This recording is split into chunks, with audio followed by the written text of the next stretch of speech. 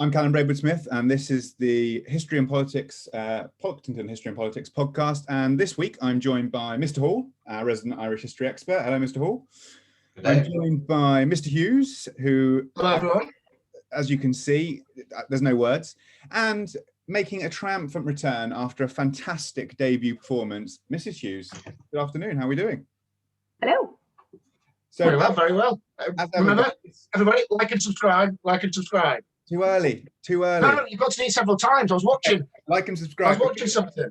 Like and subscribe. Yeah. Oh, and also one extra thing, just to add in at this point, that I think we need to now get out there with the increasing global success. We are looking for partnership investment schemes. We're looking for sponsorship, multi-platform deals. We're open to all offers. Just get in touch, guys. Like and subscribe. Very good. I can't say any more to that as well. So as ever, guys, no effing and jeffing. We're still trying to find that etymology for jeffing. Any luck on that, Mr. Hall? No, I found it. There isn't one. It wasn't that I wasn't looking hard enough. Well, the jury's out with that, but hey. No, there's not. It's not. The jury's not out. No, it is. Moving on swiftly, we've got our historical fact for today, which actually fits in quite nicely with the theme, as we'll see later on. In this day, February the 6th, 1952, George VI unfortunately died in his estate at Sandringham. And Princess Elizabeth, who was in Kenya at the time, obviously wasn't immediately coronated, but became queen. And that does fit in later on with this idea of a new Elizabethan age that is a kind of inspiration for this episode in many respects. Any more historical facts out there? I don't have a historical fact, but I have feedback from a fan. Go for it. I think we do need some feedback. Oh, so do I. Yeah. So a fan got in touch and shared with me. Really enjoying the podcast. I watched the first one. I'm now quoting. I watched the first one, enjoyed it. I skipped through the second one. It's not that it was boring. I was just bored. So that's the feedback we've got from one of our fans. I've got actually a sensible bit of feedback as well. In response to our Turning Points episode, said you missed out an obvious one: Hitler's halt order at Dunkirk. You can't really say you missed it out. What do you mean? By that same definition, we missed out an awful lot of. To be fair to this person, I've added that in as the missed out for a little bit more kind of tension. He just said Hitler's order at Dunkirk. Would Churchill have had to? And again, I'm quoting here. Would Churchill have had to negotiate peace because Hitler was holding 300,000 British troops? So that's one of the. Okay, fair enough. I thought otherwise we're going to, from now on, have to include everything as a counter argument we never think of. That is true. They're going to be very long podcasts. They already are, man. I was going to say we never claimed to be so arrogant as to have covered off the three most important turning points in history. That is true. But that's good. It is a good turning point, and it's definitely one that we didn't consider. But yeah, it's a convincing argument, I think, as well. And maybe we'll talk about it on another episode as well. So thank you very much for that feedback. Yeah, very quick one from me. A little bit of feedback from Mrs. Hughes. Not history Mrs. Hughes. My Mrs. Hughes. I might say mine. I don't know. No, you're not. No, okay. No, that's ownership. I'm Definitely sorry. not. What kind of marriage is this? Oh dear. Right, move on quick. Right. So Mrs. Hughes was commenting, Adam, on your performance, and she says that over the last 3 weeks you have slowly morphed into TV comedian David Mitchell with your mannerisms and your one-liners and little responses. And I thought, that's good. That's good. I got to think about me and you, Callum. I don't know, we like Morecambe and Wise or something. I'm not quite sure. Yeah, probably that real classic comedy sort of duo there as well. Yeah, 100%. I think that's a good thing to be, Adam. Yeah, that's good feedback. Yeah, I'm happy with that. I'm going for Dawn French. Good. Yeah, excellent all round. This is good. Another bit of feedback as well, and it's not going to go down well with one of the things that I know are coming up on this episode, and also what you're dressed in. It might have been a family member of mine who said, I love it, really enjoying it, particularly the Mastermind, but no more wrestling because it's fake. Who said that? Who said that? I have to protect their identity. Who said that? I'm coming for them. I have to protect their identity. So right, fine. Okay, I will destroy the podcast by just hijacking it with wrestling all the time now. Well, they're not going to enjoy next week's wrestling-themed episode, are they? Rightio. So this week we have historical top trumps as ever. This week it is forgotten Trailblazers. And some excellent choices here as well. It's been really fun research. A really good mix. Really, really nice mix again. So we've got Forgotten Trailblazers, We've got a book recommendation as ever. It fits in with this theme, and it's hilarious trying to watch a man dressed in a wrestling costume drink tea. This is difficult. This is very, very difficult. So, What's better is that he can't wear his glasses with that costume, so he can't read frantically Googled Wikipedia pages during top trumps either. Let's see how long he keeps it on for. And of course, we have our student mastermind challenge, and we're going to let in our next challenger right now. It'll be seamless once again. Yeah. No filling here. Here we go. In a minute, I will play the music, or at least I'll attempt to. We'll attempt. At least yours has got better hit rate than my songs at the end of the show. Hello, Kate. How are we doing? Hello, sir. I'm good, thanks. Hello, Kate. Thank you so much. Hi. Hey. Thank you so much for joining us on a day which is not a school day. It's fine. Thank you very much. We are going to obviously, I'm going to try and play the famous music just to ramp up the tension again before we get some quizzing underway. So bear with me. It is seamless. Make sure we share sound. Excellent stuff. Let's go to here. Share. Hopefully you can see that now.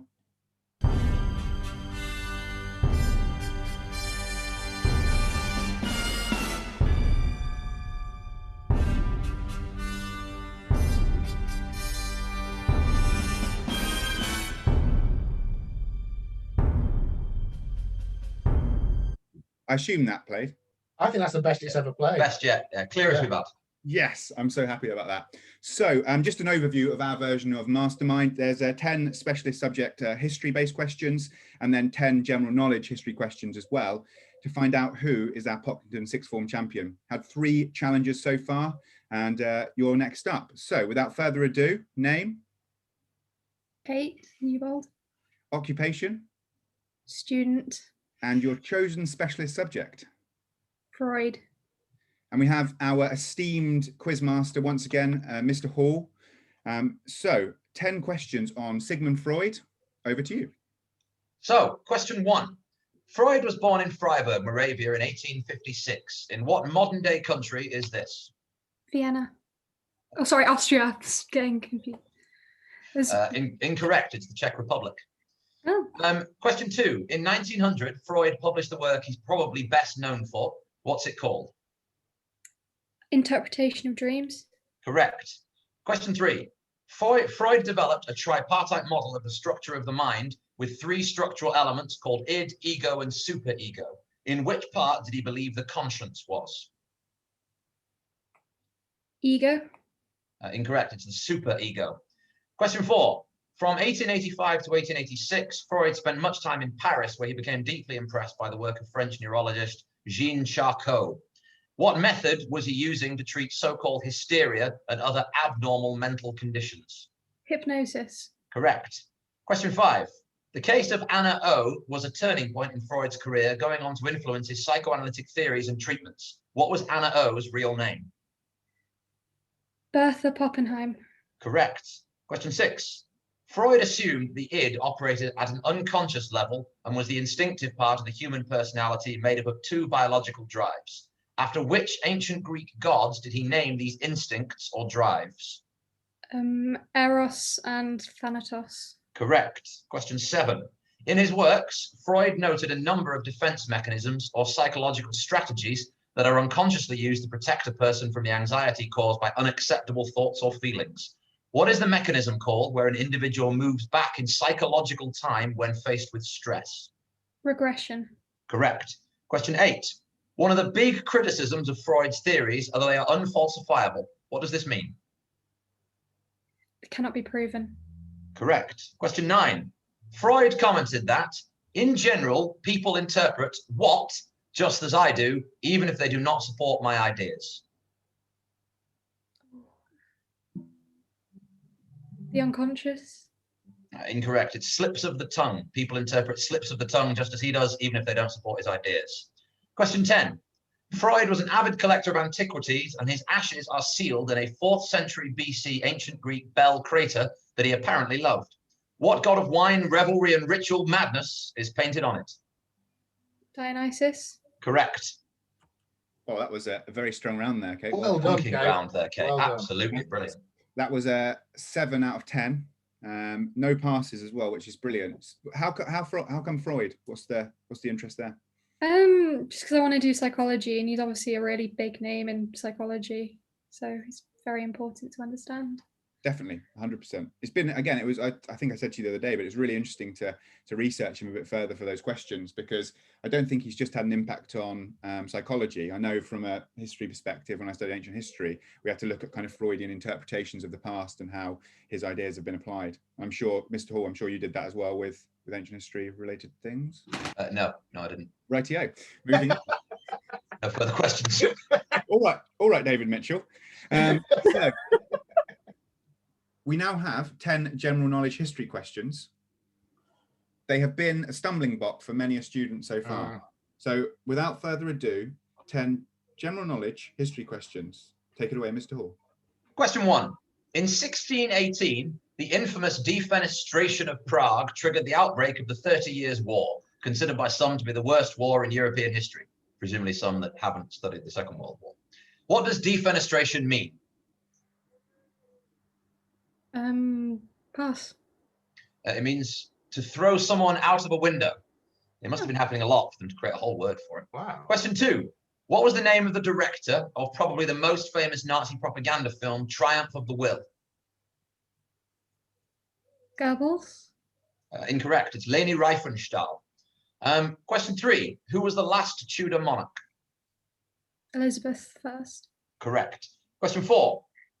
The 1896 Plessy v. Ferguson Supreme Court decision was a landmark case that upheld what as constitutional?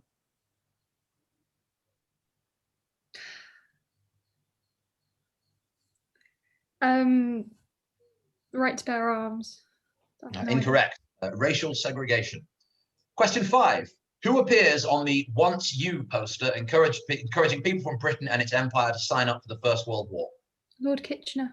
Correct. Question 6. In what year did the Great Plague of London break out, the last major epidemic of the bubonic plague to occur in England? I don't know. 1720. 1665. Question 7. Akhenaten, the revolutionary 18th dynasty pharaoh and father of Tutankhamun, is known for abandoning Egypt's traditional polytheistic religion and introducing a form of monotheism centered on the Aten or sun disk. All of that question is irrelevant because the actual question is, what does polytheism mean?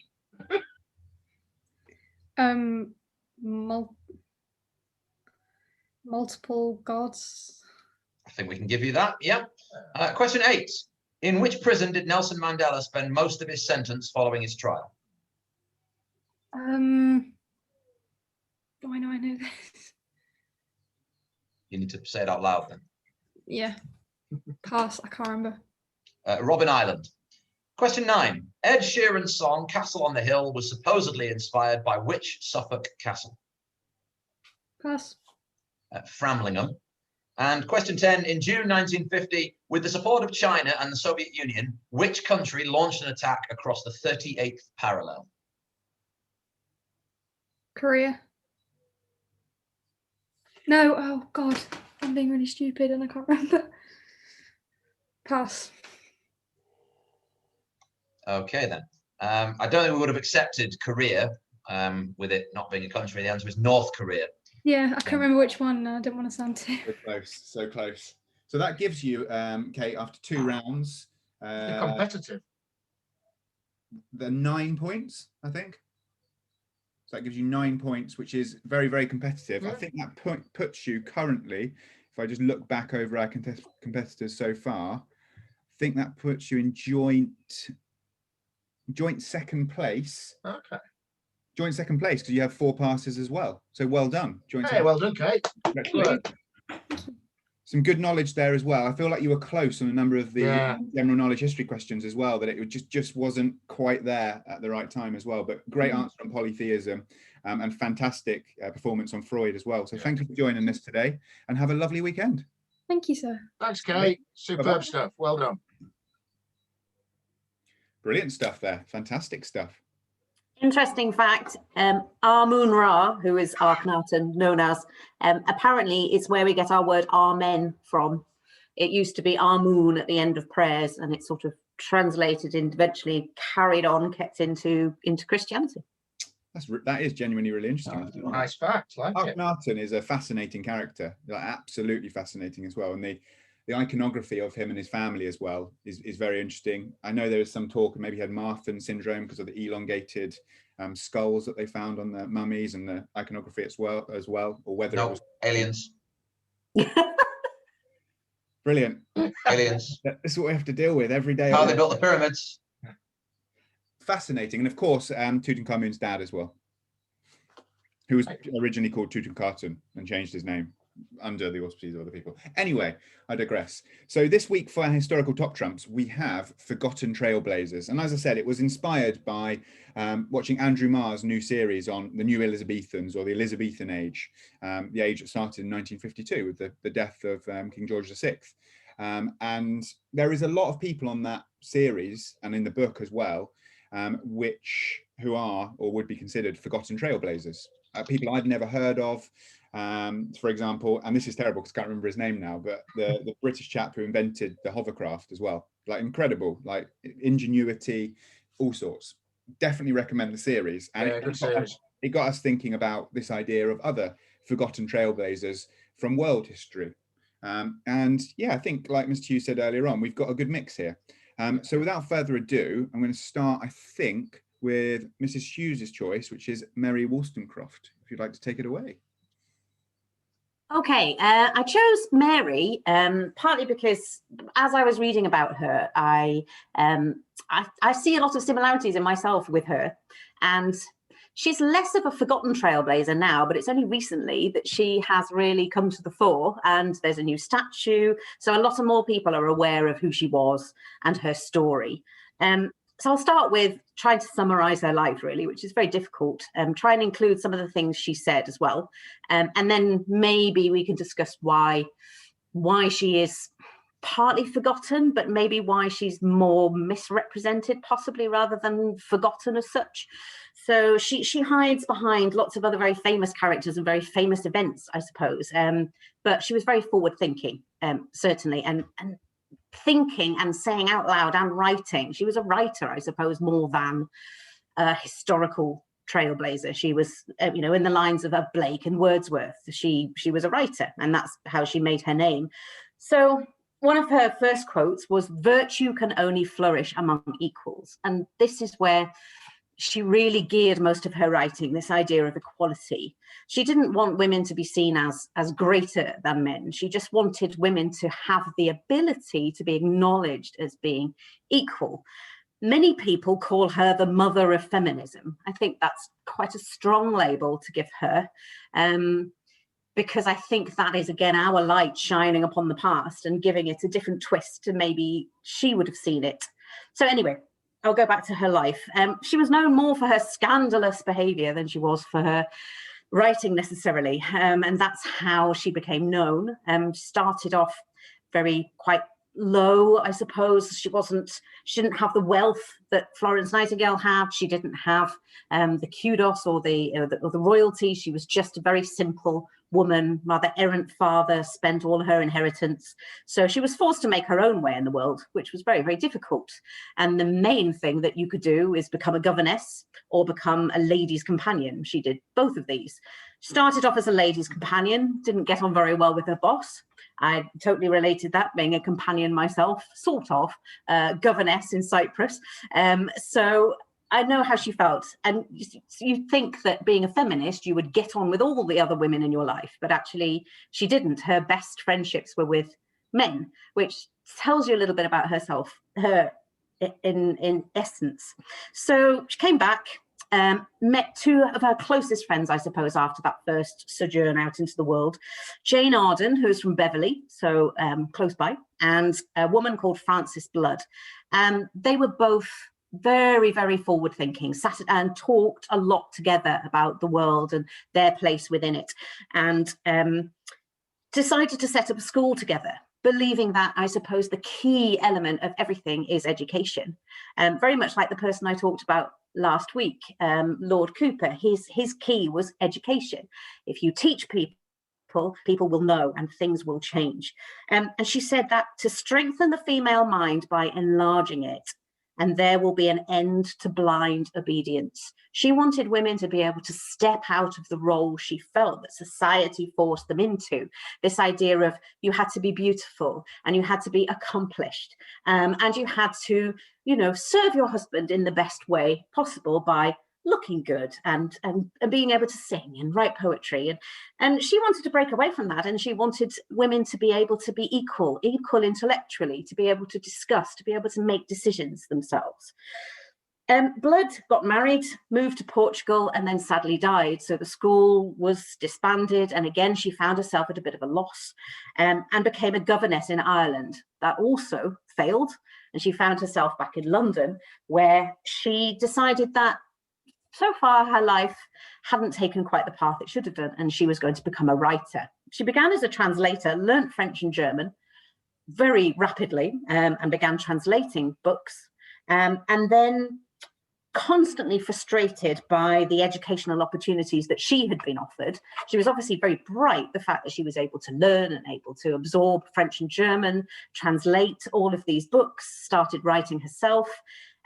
So she could almost see that frustration that she herself had had, and nothing had changed so far. So she had her first affair with Henry Fuseli, who was an artist. She was drawn to the grandeur of his soul.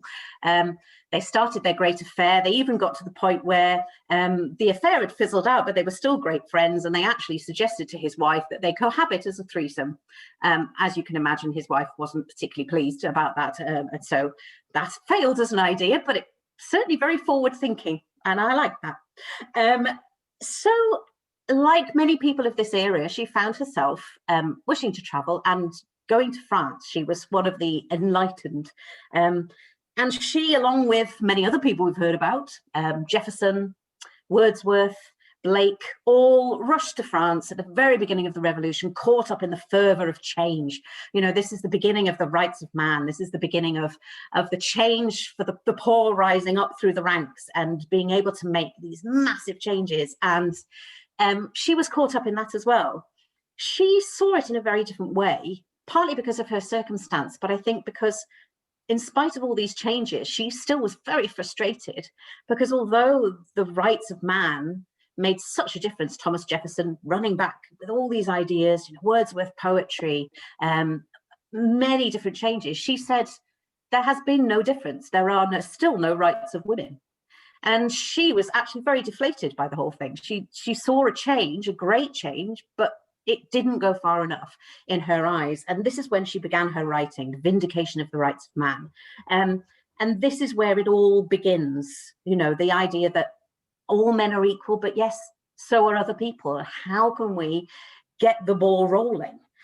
So she's there and she's a bit stuck. She's not able to go back to England. She's under house arrest. She has many Girondin friends who are being executed. She's at a point of her life where she's very low. She's been having another affair with an American lover called Gilbert Imlay and has had a daughter. He has managed to ship himself back to Britain fairly easily, offers to say that they're married so that she is protected in a way. She tries to follow him back to Britain, where he says he doesn't want anything to do with her. She tries to kill herself. He manages to rescue her. Doesn't really say how she tries to kill herself, but she is rescued by him in a way. She must be at a very low point in her life at this point. So she decides to go off again to Scandinavia. And here she writes letters written during a short residence, such catchy titles, in Sweden, Norway, and Denmark. And in these letters, they're not angry, they're more an outpouring of her soul. She talks about her feelings, her place in the world. It's incredibly poetic. It's probably her best writing, and it's also the one that's never quoted. Her other stronger elements are quoted, but these are not. And it was actually this that drew her to, I suppose, the love of her life, who was William Godwin. He was a contemporary and a friend of Blake and Wordsworth. And I can almost imagine them all sitting around and talking to each other about, the rights of women. Blake drew a fantastic drawing showing two slaves with a white woman in the middle. because he was also caught up with the idea that although there was slavery, we still seem to perpetuate that idea of women as slaves, constantly kept down from their rights to be equal with others. So she meets William Godwin, she finds love there, and she has a daughter called Mary, who goes on to become Mary Shelley, who wrote Frankenstein. So she also bred a fantastic female writer as well as herself. She died with an infected placenta at 38. Very female, I suppose, way to die. Sort of ironic, really. Her main fight, I suppose, was over tradition. And I still think that's the fight that many women fight today, this idea of tradition. We're still fighting that. You know, should women be doing this? Can women do this? Yes, the answer is yes. And a code of manner as well. She was constantly fighting against this code, this sort of proprietal idea that, you know, society, she said, society trains them to be irrelevant, meaning women. And she wanted a betterment of status. She wanted politics to get involved, and she didn't think that any change would happen without political investment and without education. Her final quote, I suppose the most important one, which we want to finish off with, is she said, "I do not wish women to have power over men, but over themselves." And I feel that she not only fought within her society, but she fought within her own self and the women that were her friends. And I think in a way from what she says, she talks a lot about this ideal of beauty. And I maybe feel that she didn't feel that she fitted into that role, and she was quite lost.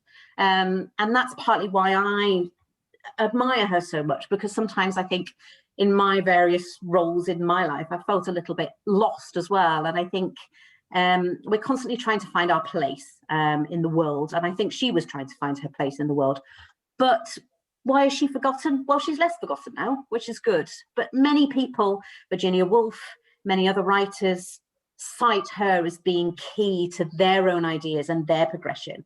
And I think that's why that statue was put up for her recently. You know, she rises above, and rather than being someone in herself, she is an inspiration to others that have gone after her. And she will have never seen this, but that's why I think she's important, and maybe why she's a bit forgotten, because she stands behind all of the other women that have come after her rather than at the forefront. Brilliant stuff. Absolutely fascinating there. I like the personal touch there as well. I think it's for anyone, man or woman, it's her story is interesting in trying to find an identity, trying to forge an identity in a world which is sometimes difficult to do, and not being afraid to do things slightly differently as well, whether it be in relationships with other people, in her first love affair as well, or the way that she sees the world. I was struck when I was reading about her, the importance that she put on education, is the idea that she only said that women appear inferior because of lack of education. And that at the time was very much the case. And I think that is a powerful message now to many other groups in society that appear broken, inferior, not inferior, but they have problems and issues that seem intractable. And actually it only appears that way through lack of education.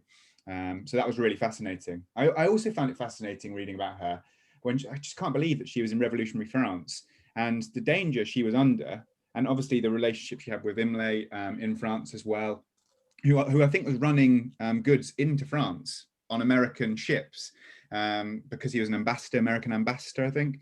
But it's really fascinating how she felt so almost betrayed by the Jacobins, where their view of women was very much in the idea of Rousseau's idea of women, which was they should be helpers to men. And this kind of betrayal of the revolutionary ideas that were maybe being presented by the Girondins and more moderate revolutionaries at the time as well. And I get a real sense of sadness there for her, that there's this kind of like this stillborn opportunity and revolution. But so thank you for, again, making me research someone who I knew a little bit about, but now know a lot more about, which is fantastic. Yeah. I mean, actually, I think I should take this up. It feels slightly wrong to discuss Mary Wollstonecraft dressed as a lucha libre wrestler. Whereas the rest of the serious podcast dressed like that is fine. But if you notice, I did take my hat and glasses off when it got a little bit more serious last week. Yeah, that is true. You did. Yeah. We actually teach Wollstonecraft A-level politics, and what's really interesting, I think the government decided who the key thinkers were. So this was under Dovian reforms. Who the key thinkers were for each ideology we have to teach. And Wollstonecraft features in the liberalism unit rather than the feminism one. And I went back and I do teach Wollstonecraft every year, and I went back and looked through, and I get the idea why, because I suppose it's about rational, independent women are rational, independent beings, capable of reason, which is a core principle of liberalism. And as Callum pointed out, we teach Wollstonecraft particularly through the lens of education is the liberator. Education is always the liberator. And in order to be free, women need the full civil liberties of all citizens in society. So it is interesting because there was some criticism when these lists first came out that we had to teach that she wasn't in the feminism list, but she is in the liberalism list. What do you honestly think about the statue? I quite like it. It's a difficult one, isn't it? Because I actually read a little bit about it, and I can't remember the name of the woman. I've got it written down somewhere, but the woman who actually created it, it's very amorphic. So that's the idea of women constantly struggling against each other, and then she rises up. And I suppose, I mean, there are better ways to do statues, but I had to look at the other option, which was her dressed in her Victorian garb with a book sitting on a bench. And I thought, well, I think she would have definitely preferred the other one if it had been her, and I personally do as well, because I think it's a lot more feminine than putting her in her, not Victorian, that's a late Georgian garb and with a book and a bench. It didn't seem to work as well. So Twitter went into meltdown when that statue was released. I think it's because people assumed that the figure at the top was supposed to be Wollstonecraft, and it's not. It's supposed to be the spirit of women emerging. It was, why is there a naked Barbie doll at the top of the statue representing a great feminist liberal thinker? But I haven't made my mind upon it. I looked at it again. I looked at, like you've just mentioned there, the one that was second. I still don't know if I maybe still prefer that one. I don't know. But it's a really controversial piece of art to discuss. But ultimately, what's so interesting? Sorry. Had they picked the second, we probably wouldn't be discussing it. Exactly. Yeah. Good man. So it worked. Yeah. I think what's so interesting with her, though, reading about her and trying to sort of almost read between the lines of what you read online, I suppose, is that she was as negative about her own sex as she was about the way she perceived her, women moving forward. She felt that they were their own worst enemies, and the fact that she wanted to constantly argue with them, and even the people that she ended up working for, there was only those two that she made these really close connections with. So she was almost fighting against them as much as she was fighting against the patriarchy, and the idea of her society as well. This idea of beauty, she keeps talking about it, and I wonder what her own issues with that were. She's a much more complex person than I think than you can gather sometimes from. Yeah. Before we move on, can I just check that when you first started, just casually, you likened yourself to one of the greatest thinkers of the last few hundred years? I liked that. Yeah, just reminds me of myself, really. That kind of arrogance is a Hughes trait, isn't it? Clearly. That's come with a name. I think, do you know something that struck me? Just the last thing I want to say on this as well is she got, like you're saying, Anna, she fell out with people a lot. She seemed like she's a bit misanthropic. Like she was. That's very like you. I was going to say that's a lot more like, that's what I meant. That's that personality that never's quite mentioned. Antagonistic, objectionable, I fitted myself between the lines. Yeah. Stones in glass houses, Mr. Hall. Stones. Oh yeah, no, I'm well aware. That's why I'm allowed to say it. Okay, fair enough. Moving on swiftly on. So I've chosen someone who is, I don't know if anyone had heard of him before, to be completely honest. Yeah. You've heard of him before. Okay, so we've got one other person who's heard of him. In the legal world, he is well known, and he is a trailblazer that is remembered in many respects, particularly in the UN. He's remembered as well, but he's not really remembered outside of that. So my forgotten trailblazer is Raphael Lemkin. Raphael Lemkin was a Polish jurist. He was born in 1900 in what is today Poland. But of course, after the First World War, it was this quite messy zone where, new nationalities kind of emerged out of the ashes of the First World War and the post-war agreements that came out, the Wilsonian ideas about self-determination. And it actually caused quite a lot of mess. So Lemkin was Polish. He was also a Jew as well. And he was someone who, I get the impression, hated the fact that people were persecuted and felt this very strongly from his personal experiences. He says himself that through his reading of what happened in the First World War with the Armenian genocide, arguably kind of the first European genocide of the 20th century, that he kind of had this idea that groups needed protection. He also was obviously inspired personally by the kind of fear of anti-Semitic pogroms that erupted around Europe, particularly in the place that he was living in as well, in Eastern Europe and in Russia in the late 19th century, early part of the 20th century as well. So he believed that there needed to be some sort of legal protection for groups, for what he uses the ancient Greek word for it, genos, for these race or tribes of people as well, to safeguard ethnic, religious and social groups as well. And from 1933, he was trying to push this. He was trying to get this onto the international law book effectively, but no one was really that interested. He was, at the time, a public prosecutor in Warsaw, and he actually lost his job as public prosecutor because he kept speaking about Hitler in 1933 and saying, this man is dangerous. We need to be aware of him. And basically his bosses said, you're a public figure, and we're trying to do deals with the Nazi regime in Germany at the moment. We're trying to sign a non-aggression pact with them. You are upsetting this. And eventually he has to leave that job, and he becomes penniless. In 1939, when Poland is invaded, eventually, and it's quite a dramatic tale that is told brilliantly, and I would definitely recommend this book, Philippe Sands' East-West Street, which is a very personal tale. He himself is an international rights lawyer, and he kind of traces the story of Lemkin and another lawyer in there as well. Absolutely brilliant. But eventually he gets to America. He becomes a teacher at Duke University. And then in 1942, he's invited to become an analyst at the War Department in Washington, DC. And in that role, he documents, really one of the first people to do this in a meticulous way, Nazi atrocities. And he writes quite a groundbreaking book called Axis Rule in Occupied Europe. And in that book, he introduces the world to this idea of genocide. This idea of genocide. And I think it's worth me quickly sharing what his definition of this was as well, because it's quite interesting. So he said, by genocide, we mean the destruction of a nation or of an ethnic group. This new word, coined by the author to denote an old practice in its modern development, is made from the ancient Greek word genos, race or tribe, and the Latin side, killing. Generally speaking, genocide does not necessarily mean the immediate destruction of a nation, except when accomplished by mass killings of all members of a nation. It is intended rather to signify a coordinated plan of different actions aiming at the destruction of essential foundations of the life of national groups, with the aim of annihilating the group themselves. Genocide is directed against the national group as an entity, and the actions involved are directed against individuals, not in their individual capacity, but as members of the national group. And I just find this absolutely fascinating that this word comes out at the time when the kind of most well-known genocide is being perpetrated in Europe as well. So it's really fascinating from that perspective. And at the time, Churchill said, there was an awareness of it by these kind of bystander nations, Britain and America, that this was a crime without a name. And he gives it a name. And of course, there's been genocide studies afterwards. And as we'll see, he actually makes it onto the international law books around the world through the UN, and other countries ratify this as well later on. So he works in the War Department, and eventually he becomes the advisor to the lead US prosecutor at the Nuremberg trials.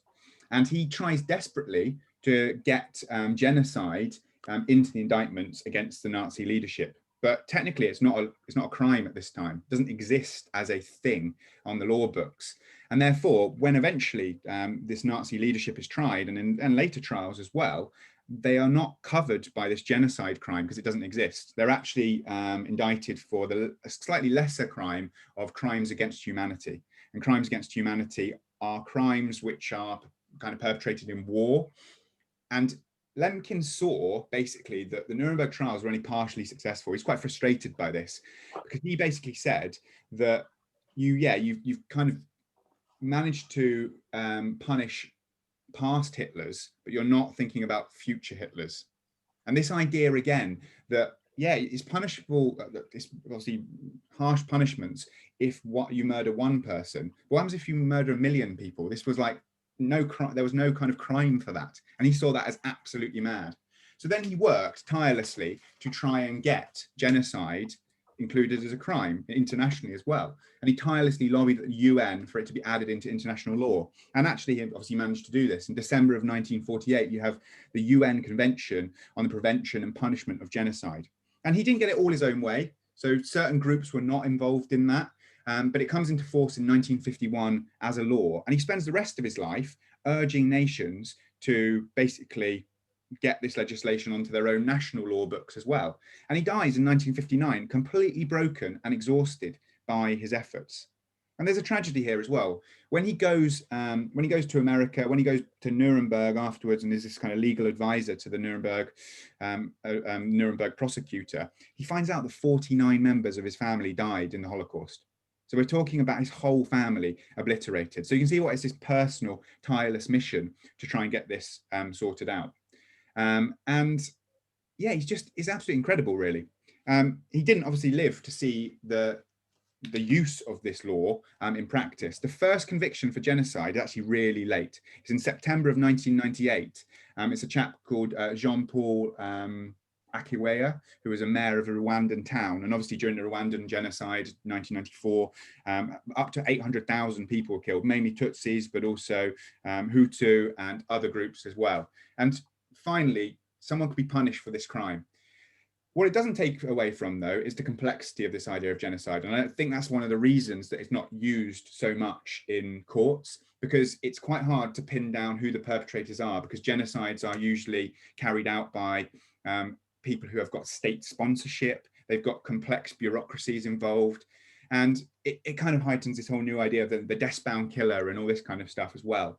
But yeah, I present to you Raphael Lemkin, a legal trailblazer who basically not creates genocide, but creates the legal term genocide and its importance in international criminal cases around the world to this day.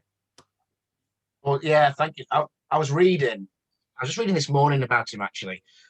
I've come across him a couple of times, but don't know in any detail. And the bit that you just mentioned towards the end really struck me when he found out about 49 members of his family dying whilst, in Nuremberg. I mean, that was incredible. That was quite a stopping moment for me, actually, when I read it. And the other bit, that was the article I was reading, discussed this, is why that genocide is a problematic term in legalism now today. And when you use it, how do you actually apply it? And whether there was actually an article stated, is it unhelpful as a term? Obviously, it's not. But as a legal term, when to apply it is very difficult. Very difficult, yeah. It's symbolic, I think. Yeah. Suddenly you get this idea that, yes, we know that killing one person is completely wrong, but actually before 1948, there was no crime that basically could punish people who killed millions of people.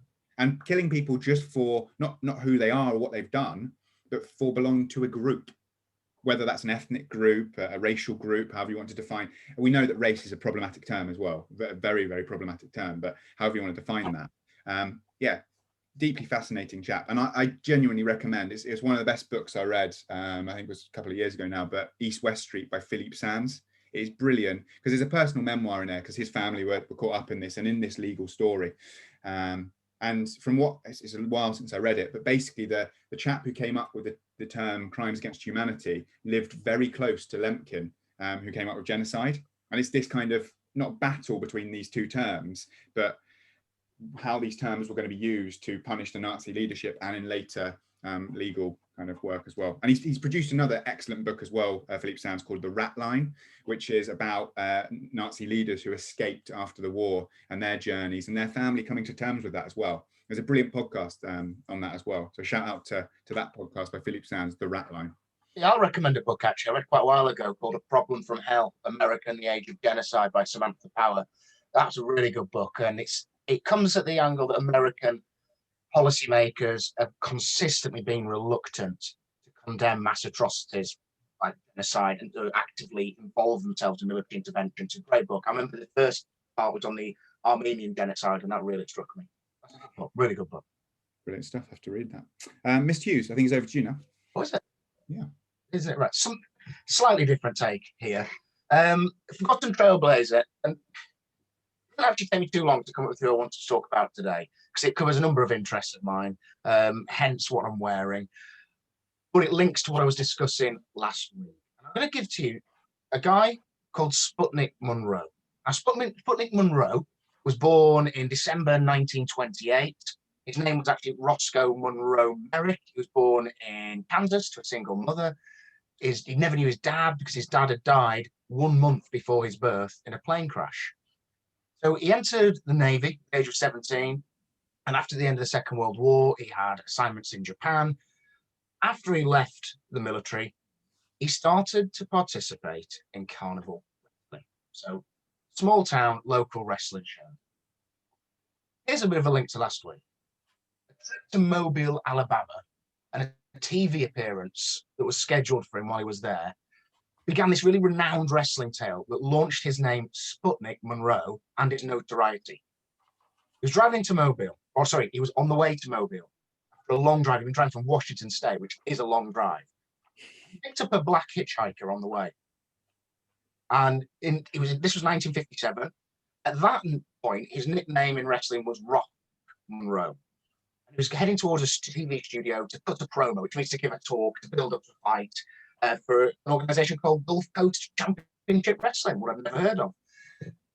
Anyway, it's the black hitchhiker, and he actually offers the black hitchhiker some money. It's basically to drive the car for him so that he can get some rest before he gets to the studio to cut the promo. When they pull up outside the TV studio, there's a crowd gathered waiting for his arrival, and the crowd turned quite angry quite quickly. There's a black man in the car. They don't like that he's driving with a black man. And the crowd, yeah, they turn. So what does he do? He puts his arm around the guy in the car and then goes a step further and kisses him on the cheek. And the crowd erupt in anger at this, waiting outside the TV studio. It's like he's playing bigot bingo. And there's this woman, as the story goes, the stories are all great, linked to this, an irate woman who begins shouting all sorts of abuse at Monroe. And the dirtiest thing she could think of at the time to shout at him was, "You're a damn Sputnik." So a reference to the Russian satellite that had been launched in October in 1957. "You're a damn Sputnik." Now he adopts that name. So he drops the Rock name, been successful elsewhere, and takes on Sputnik. And he becomes known as this villainous heel in the territories. Now, a heel is a bad guy, although he would say he wasn't a bad guy to everybody, just the white audience. And I must point out, Sputnik Monroe at this point is a white wrestler. If I haven't made that clear already, he's a white wrestler.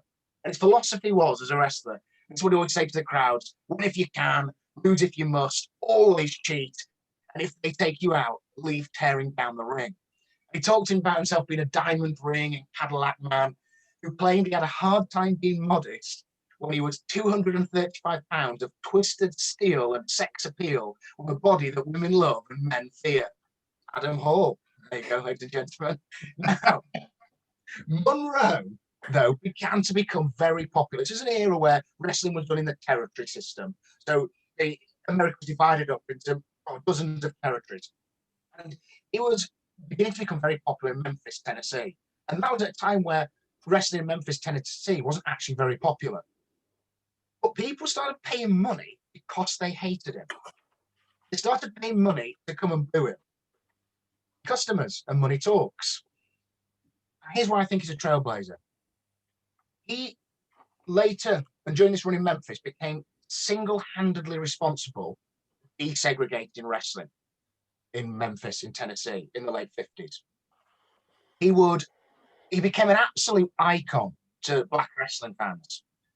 Now, this was interesting as well. So Memphis, Tennessee, a place called the Ellis Auditorium, he had something called the Crow's Nest. Crow's Nest was where the black wrestling fans were allowed to sit, up at the top, hidden away at the back, in those cheap, worst view seats. And he would play to them every night. And they cheer him like mad. They loved him. And so he focused on the downtrodden, much less economically well-to-do fans, the ones who'd been pushed way up into the darkness. Now, obviously, Ellis Auditorium, like all public venues at this time in the South, was segregated. And the blacks-only area was controlled by the building administrator. But Monroe would daily bribe the employee that counted the number of black people who entered. And so he would report a much lower number to his superior. Then that meant they could get a lot more black fans into the ring, to the arena, sorry. Now, Monroe realized the effect he was starting to have, and he started to become, if any African-American wrestling fan in the street passed by him, it just loved him, showered him with praise, and he started to use this popularity. He would push the promoters, the people putting on the shows, to let more black fans in. And sometimes there were times he'd arrive to the show, there'd be thousands of black fans not being allowed entry. They had tickets, but the promoters were saying, sorry, your area is full. And Monroe started to say, I'm your biggest draw. These fans wouldn't be here unless you let them in. I'm not wrestling tonight. And it meant that those arenas, that arena in particular, the Ellis Arena, began to desegregate. And it's claimed that he actually is responsible for the first desegregated sports events in the South. I've been trying to find if that is 100% accurate. I think it is. That I'd love to get in touch and say, no, that's wrong. But it seems to be the case that these wrestling events in the late 50s in Memphis were the first desegregated sports events, because we'll come back to the idea that money talks, something we saw in the Montgomery bus boycott, ultimately. Now, he also believed that this was a sport that was very popular in the black community in the South, and yet the promoters weren't marketing it properly to that community. And so it was over 6 months when he was working in Memphis. He would go out every night to a place called Beale Street, which was the centre of African-American nightlife in that area of Memphis. And he would just go and party and socialise with the black community. And he'd get arrested for it. He was arrested under something called mopery laws, which was this is how Monroe described it himself. He said, it's an old Southern vagrancy thing that they made up, essentially a way to continue with Jim Crow legislation. So, whenever he was arrested, he'd always hire a black attorney to try and clear his name, and he'd always be released. But he just loved it. He told it in his later life. He said, "Oh, it was just something to do." And his daughter would always say, he always said he was just out there to make money and have fun, but he knew what he was doing. He knew exactly what he was doing, and he just loved people, and he genuinely was colorblind. And Monroe's point in all of it was equality, and the idea that he was using his craft to try to promote social change. I think that's really powerful. In the 50s in the South, that's very powerful. Well, just to put in mind his popularity, when he started wrestling in Memphis, the arena was getting 300 people a night. Then, very quickly, it was up to about 7,000 people a night. He set when the card he was on, set the record for an indoor arena in Memphis that stood for over 30 years with over 13,000 people in attendance. This guy was seriously well known. Now, like a lot of sports stories, certainly a lot of wrestling stories, unfortunately, you can lose your fame and you can turn on hard times. It does happen to Sputnik Monroe. Interestingly, when tensions begin to ease in the South in the late 60s, ease slightly, but his popularity wanes because that act isn't playing as well, and obviously areas are desegregated. And so he sort of falls out the wrestling business, turns to drink, those sorts of things. But in the early 1970s, he has an idea, and he returns to Memphis, and he returns to wrestling in 1971, and he comes with a tag team partner, a guy called Norvell Austin. Austin is a young wrestler in his early 20s, African-American wrestler, and they are an interracial tag team, and the crowd go mental. This pair wrestling together. And some of the stories of what they did, once they took advantage of their opponent or beat their opponent, Monroe would get a can of black paint, pour it over his white opponent, and shout, "Black is beautiful." And then his African-American tag team partner added a blonde stripe to his afro and would often then shout, "White is wonderful."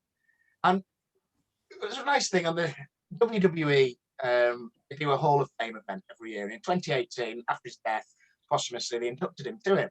And I quite like this statement that WWE put out. They said, all his achievements, perhaps nothing Monroe did between the ropes could compare to the impact he made outside of them. As this acclaimed grappler tirelessly fought to end segregation in Memphis. Great story. Few years, I think, before he died, he was in Memphis again, walking down a street. He was with a friend called John Doherty, walking down Beale Street, where he used to hang out, where the African-American community was. The quite young teenage black kid ran up to him and said, "Sputnik Monroe!" And Sputnik turned around and said, "You weren't even born when I was here." And the kid said, "My mum's family has a picture of you on the wall." And then the kid went on to say, "In fact, the only pictures we've got in the house are of John Kennedy, Martin Luther King, Sputnik Monroe, and Jesus Christ." That was amazing. And he died in 2006. And I know it's sort of, it's a small thing, but I love these forgotten trailblazers. And in the South, I think there's a number of museums which honor his legacy. And he seems one of the initial trailblazers in sports for trying to use your power to push desegregation. And I'm really grateful. I'll give a shout out to a source here. I've been reading around a lot about Buddy Munro. And when I first read about him in a book, it was only a small, quick comment about him. There's a great article on prowrestlingstories.com by a journalist called Javier Ost. And he, actually, a lot of the stories are from there. So if you want to read more, go and look into him. But I give to you an early trailblazer in desegregation in sport. There you go. That's incredible. I love these sporting stories and how much of an impact he clearly is still having on the African American community today as well. As big as Jesus, some say. Mr. Hughes, when I interviewed for the job at Boston School, you asked me, one of the questions you asked me, I remember, was who would I want to have dinner with from historical characters? Oh, yeah. I'd like to change my answer now to the 4 people that are on the wall in that house. That sounds like the best fantasy dinner party I could possibly put together. Yeah, that's good. The story's fascinating. I was struck by that crime he was obviously taken up for a lot of time, which was mopery as well. How you just apply that for just kind of moping about, and then he really was trying to put 2 fingers up to the system. He was just antagonizing all the time. I just love that. He is just your inspiration, isn't it, Mr. Hughes? Pretty much, yeah. You need to have hair for that, though, to have the... Yeah, I need to do the blonde streak. Yeah. He's not bald, he shaves his head. That is actually true, isn't it? That is true, but if I did grow my hair, it would be there. Yeah, we saw the pictures. I think it's a good look. Yeah, it's not a good look. Rightio. So, last but not least, and there is a link here as well, I think, Mr. Hall, as well. There is, yeah. Quite a neat link. There's a good link. Yeah. We have Mr. Hall. Go for it. So my forgotten trailblazer is Valentina Tereshkova, who was a Russian cosmonaut and was the first woman in space. And the reason I've chosen her is because she sort of allows me to talk about 2 broad threads in sort of my interests in history, which is the sort of obviously the issues of feminism and women in history. And at the same time, it also shines a light, I think, on the sort of, we discussed it in previous episodes, the sort of Western-centric manner of our history. And so I want to talk about both of these things as part of this. So Valentina Tereshkova, she was a textile factory worker, she was a pilot, she was an amateur skydiver, and she was also a cosmonaut. And she was the first woman in space in June 1963. She spent 3 days in space, and she is still, to date, the only woman to have been on a solo space mission. Now, I want to just sort of bypass here, because famously, arguably the most famous event of the space race is Neil Armstrong walking on the moon. That is the one that hits the headlines. That is the one that is the famous event, and the one that allowed America to sort of proclaim they won the space race. The space race, obviously, this technological battle to see who could succeed in these technological advancements beyond the planet. And the reality is, there is a very strong argument to be made that America in no way won the space race. Because yes, they get the first manned crew on the moon. That's absolutely the case. However, the Russians launched Sputnik, which is the first satellite to leave the planet. The Russians get the first animal in space. They get the first man in space, Yuri Gagarin. They perform the first spacewalk. They get the first 3-man crew in space. They get the first woman in space. They're the first nation to have 2 spacecraft in orbit at the same time. They do the first unmanned docking maneuver. They get the first probe to reach the moon, and they get the first probe to land on the moon. All of these are firsts in the space race, and all of them are achieved by the cosmonauts in the Russian system. America gets the men on the moon, arguably a more technologically complex operation, I suppose, because at the end of the day, the probes were never meant to come back. The Americans rather sportingly intended for their astronauts to get off the surface of the moon and come home. But ultimately, Russia achieved so many of these firsts that are completely overshadowed by the success of getting a manned crew onto the surface of the moon. At the same time, on the sort of the feminist side, Valentina Tereshkova is sort of forgotten. Yuri Gagarin and Neil Armstrong are the key names in the space race. Understandably so, in one sense, first man to walk on the moon, first person to get into space. But ultimately, it sort of reveals this problem, because it's 20 years after Valentina before another woman goes into space. The American system reject women from space flights entirely, because one of the requirements for being an astronaut for NASA is that you have to have been an Air Force test pilot, which at the time wasn't a job that was open to women. In 1960, 13 women passed every test that the first American astronauts undertook. They basically, a privately funded operation basically said, hey, we reckon women can do this. And they tested I think they selected from around 700 candidates, all of whom had to have at least 1,000 hours flying experience. And 13 women passed every one of NASA's requirements to be an astronaut. NASA said, no, we're not doing that. We won't have women in space. And you don't get women in space until the 1980s. And a couple of examples I want to sort of draw on here as to why it's less about why Valentina is significant and more about the problems and the issues this sort of raises. Is one of the sort of, I suppose, the issues that need to be considered is that attitudes to women in the space race are really quite poor. And actually, when I was researching this, I looked up sort of women in space as a general habit. And I just want to read you one quote from the Wikipedia entry, which is from the opening section. Women in space face many of the same challenges faced by men. Physical difficulties posed by non-Earth conditions and psychological stresses of isolation and separation. That is not a thing that needs to be said. And yet on the entry of the Wikipedia page, they're basically going, my goodness, women, women, they have the same problem that men have from being in space and being in zero gravity. Yeah, that's very good. And while I'm bashing the internet, Google, if you Google the first woman in space, just that phrase alone, Google gives you one of its featured snippets, which again, I can quote for you. We display featured snippets when our systems determine this format will help people more easily discover what they're seeking.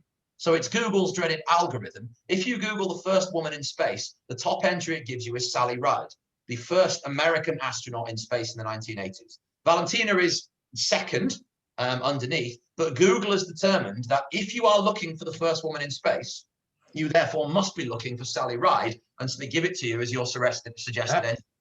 Just done it just now, you're entirely correct. And that says something again about this Western-centric view of history. And don't get me wrong, I understand it. There is a good reason for it. The Cold War essentially means that America for a very long time, and the West generally, are very unwilling to concede that Russia has these successes, that Russia has these capabilities. And therefore, that's why it gets written out. But ultimately, I've sort of chosen my Trailblazer because it highlights two of, I suppose, the big problems, which is relating to the attitudes towards women. Just to give you one example, when Sally Ride did go into space, in her press conference after she returned, the press conference before she launched, she was asked by a reporter whether or not she would cry if things went wrong. No prizes for guessing. This is not a question that was being directed at the male astronauts. There was also a lot of research into NASA as whether or not menstruation would present a problem for female astronauts. Spoiler alert, it doesn't. And so just really, I've chosen this person because it highlights two broad issues, which I find really interesting and really significant in history, which is the historical attitudes towards women and the sort of Western-centric attitude towards basically anything. And so I give you as an example of two great problems and two great questions in history, Valentina Tereshkova. Brilliant. Stuff, yeah. But straight up with one of the things you just said, it connects really well. I didn't really know much about her. That tells you a lot. But when I was reading, I read this article, I think it was on the Guardian's website, which said about 30, have you read the same one? Yeah, I read the same one, it's brilliant. Yeah. Well, the bit that jumped out to me was that for 30 years, even in Russia, there was questions asked about whether this had been a successful flight, because there were sort of whispers and ideas that she was lazy or ill too much on the flight and that she'd been insubordinate in some way. What actually happened was amazing, that she'd found out soon after liftoff that there was a problem with re-entry codes. And it took quite a while for Space Center bosses to change the re-entry codes, give them the correct ones. But they absolutely said to her that she must swear, she must keep it secret, that hasn't happened. And so she kept that secret for 30 years until the person who'd made the mistake died, which I just found fascinating as well. It's incredible. She is an amazing fit. There's something I found really interesting about her as well. Obviously, she loved her skydiving, kept it from like her family. You know, she joined this kind of almost paramilitary group in her town.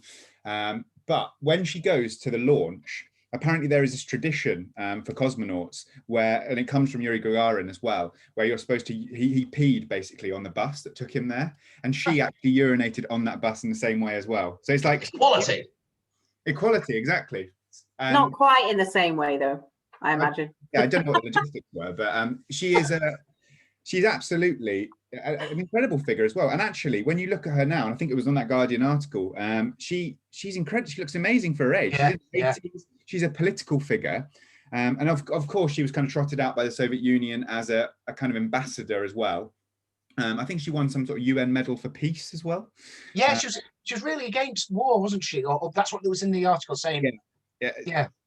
I think she is she has been quite a prominent figure, still is. Yeah. In the, like, Russian Duma and stuff like that. Duma, elected to the Duma quite late on in her life. Yeah, quite late on, and she's been obviously a member of the Soviet of the Communist Party and things like that. Originally, she won that Hero of the Soviet Union a prize as well. Lenin Award, is it the Order of Lenin? I think so. Yeah. I don't know for sure, but yeah, she's just an incredible figure, and I know that she was, even though there were questions about the mission. Because it was this solo mission, she went out on her own. She was kind of adored in Russia or the Soviet Union for a very, very long time, and people did look up to her. And I think it's also interesting that she married another cosmonaut as well. And because they had a child, it was the only child at the time who was a child of two cosmonauts or two people in space. So they did quite a lot of research on the child because they were like, has it had an effect? Has it had an impact on that child as well? So another first there, I suppose, for her. Incredible. Absolutely amazing. Great stuff. Really interesting. So the book recommendation this week is a book I haven't actually read yet, but I've got it on the shelf. It is Andrew Marr's Elizabethans, How Modern Britain Was Forged. And as I said, and I know Mr. Hughes will agree with me on this, that the recent series he did was really good. And it was up there with the kind of history of modern Britain, I think.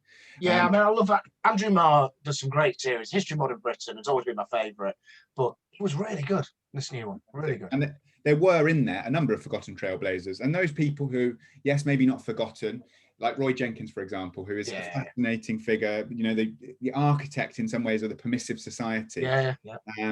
Just absolutely love finding out more about him. And I'd go back to the series, watch it, but also get the book as well. Because little vignettes, there's like lots and lots of people, little vignettes about how they have made modern Britain. And some of them are completely forgotten. Some of them are obviously, quite famous, of course. But that's my recommendation for this week. Mr. Hughes. Yeah, we're going to try again, but we're going to try in a different way to get this music across. Can I just say, obviously, if it doesn't work and it gets edited out, just please go out your way to put the song on. These songs are some real crackers so far. This one I came across when actually researching Sputnik Monroe. So this one links to my Trailblazer. So, but I feel I need to put for this. And just so YouTube, just please, we're not making any money from this. Yet. I mean, maybe in the future, and then we will obviously pay. But please don't take it off because we're not making any money from it. And just to echo what Mr. Hughes said, please do go out of your way to listen to the song as well, even if it doesn't play. It's taken off. So we've gone, it's more of a country and westerny, folky vibe, I suppose. I'm going to share screen now. I'm going to try going through YouTube, check on keep the sound. Yes, I've done that. Here we go. So this is Otis Gibbs, who wrote a song about Sputnik Monroe. I quite like it. I'm going to give you this one. Listen to me, people, let me speak to your soul. There's more to Memphis than rock and roll, and there's more to history than what we've been told. This is the story of Sputnik Monroe. Sputnik Monroe was a barrel-chested man. He was a brawler and a grappler with an iron chin. And he stooped to chicanery if it would help him win. And he's the last guy you want to offend. Thousands of people paid to see him fight at Ellis Auditorium every Monday night. And the white folks booed and the black folks cheered. He drew money everywhere he appeared. Standing on the ground where King stood, standing on the ground where King stood, standing on the ground where King stood, on the right side of history. Late at night, you see him having a drink in the blues halls and juke joints along Beale Street. It was a place where a white man would never go, but it was home to Sputnik Monroe. When his black friends tried to see him fight, they had to sit in the balcony, though they paid the same price as the whites who sat down along ringside. It was the South in 1959. Standing on the ground where King stood, standing on the ground where King stood, standing on the ground where King stood, on the right side of history. There we go. Sputnik Monroe by Otis Gibbs. Lovely I song. like it. It's a Very great tune. The lyrics are really good. Really good. And a music video created when someone sat down and went, what's every single thing we need to include in a country and western music video? Yeah. Let's put it in a barn. Let's have random twinkly lights in the background. A man with an enormous beard. We should do a bingo card with that on. All right. Good idea. Rightio. Thanks for everyone for listening in again, watching. Obviously, like and subscribe. Like and subscribe, guys. Like and subscribe. Everyone like and subscribe. Yeah. Definitely like and subscribe. We're hoping that we can have another 600, 700% increase on our subscribers by next week. I'm sure we can. Yeah. Push it. This is going global. I know that. Please do write in any questions, queries, feedback. Always nice. No negativity about wrestling, though. Not having that. Okay. Well, yeah, no negativity about wrestling. I don't think we can have negativity this week after the Sputnik. No, I'll be a bit upset then. But everything else is fine. Everything else is fine. Again, we do apologise if the sound is taken off again, but yeah, you can obviously go and listen to it yourself. We're not going to be having an episode there'll be one not next week, but then there'll be another one the week after. It'll be more of a politics focus then as well. We're going to go for a World Cup of Prime Ministers, I think. Yeah, that's exciting. Looking forward to that. Quite exciting, yeah. So get your voting. I was going to say, get your voting pens ready. Get your voting pens ready. Get ready to vote, I was going to say, because I think it's going to be quite exciting. And I think we'll have another guest speaker then, another member of the department, the politics department this time, Mr. Phil Donaldson. We're bringing him in. Bringing in the big man. I think we're going to have to bring him in as well. Mr. Donaldson, yes. May I close us with an interesting historical fact related to my topic, to my choice today? 100%, please do. October 31st in the year 2000 is the last time that the entire human race was on planet Earth. Oh, wow. That is Part of my research. Fascinating. And since then, there's always been someone on the International Space Station. Like during COVID period as well. Yeah. That's incredible. Well, they're safe there, aren't they? Well, that's a hell of a statistic to end on. Nothing more should be said. Nothing more. See you later, guys. See you later. Bye. Bye.